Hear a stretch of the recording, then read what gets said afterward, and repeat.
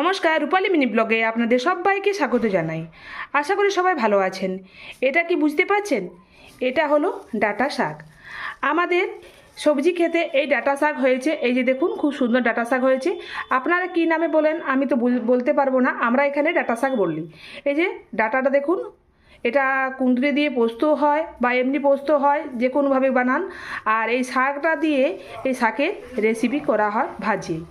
এটাই আজকে আমি বানাবো, আজকে বাদাম দিয়ে শাক ভাজি। চলুন কিভাবে বানাচ্ছি আর এর জন্য কি কি উপকরণ নিয়েছি দেখে নিন। আর ঝটপট এগুলো আমি ছাড়িয়ে নিই। বাদাম দিয়ে শাক ভাজির জন্য আমি উপকরণ নিয়েছি দেখুন। এই যে দেখুন, সেই শাকগুলো আমি ছাড়িয়ে নিয়েছি।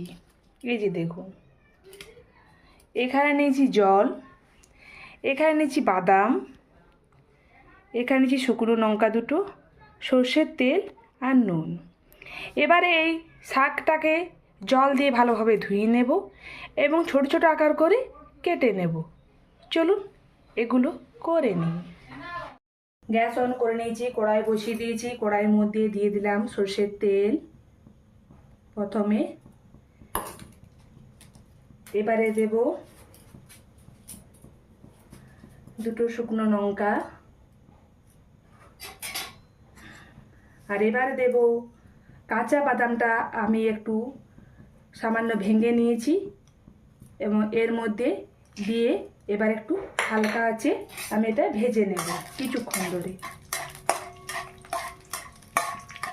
কিছুক্ষণ ধরে নেড়ে চেড়ে নেওয়ার পর দেখুন হালকা আছে আমি বাদামটাকে ভেজে নিয়েছি। এবারে ধুয়ে কেটে রাখা শাক এর মধ্যে দিয়ে দিলাম। ছোটো ছোটো আকার করে কেটে নিয়েছি শাকটাকে জল দিয়ে প্রথমে ধুয়ে।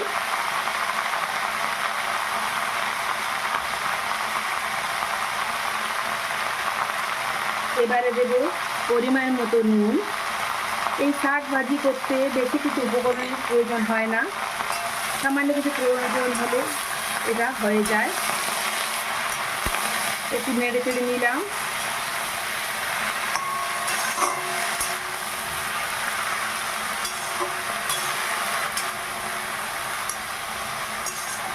এটা আমি হালকা আঁচেই বানাবো, কারণ যদি বেশি আঁচ দেওয়া হয় তাহলে পুড়ে যেতে পারে।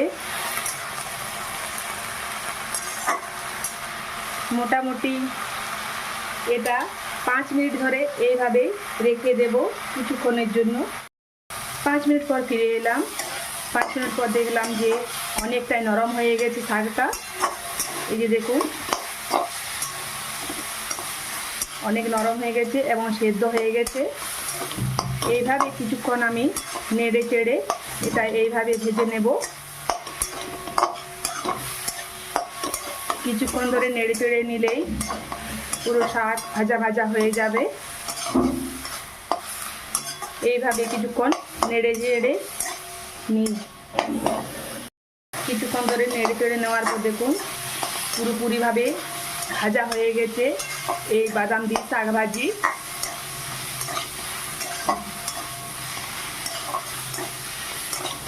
এই যে দেখুন, আর এই বাড়ির যদি টাটকা শাক হয়, সবজি হয়, এর খেতে টেস্টটাই আলাদা হয়, আমরা যেভাবেই বানাই না কেন। আমার ছেলে মেয়ের পছন্দ এই বাদাম দিয়ে শাক ভাজি, তাই আজ বানিয়ে আপনার সাথে শেয়ার করলাম যে কীভাবে বানাচ্ছি। ভালো লাগলে অবশ্যই সাবস্ক্রাইব করে দেবেন আমার চ্যানেলটিতে। সবাই এইভাবে আমার পাশে থাকবেন, সাথে থাকবেন। পুরোপুরিভাবে শাক ভাজি হয়ে গেছে বাদাম দিয়ে। এবারে কড়াই থেকে আমি উঠিয়ে নেব।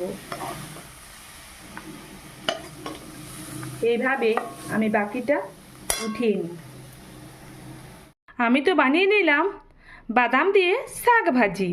এই যে দেখুন, বাদাম দিয়ে শাক ভাজি খুব সুন্দর হয়েছে এবং খেতেও খুব দুর্দান্ত স্বাদের হয়েছে। আপনারাও বানিয়ে নিন একদিন এই শাকের রেসিপিটা। তো সবাই ভালো থাকবেন, সুস্থ থাকবেন। দেখা হচ্ছে এইরকমই ভিডিও নিয়ে আপনার সাথে আবারও। ততক্ষণের জন্য আসছি। নমস্কার।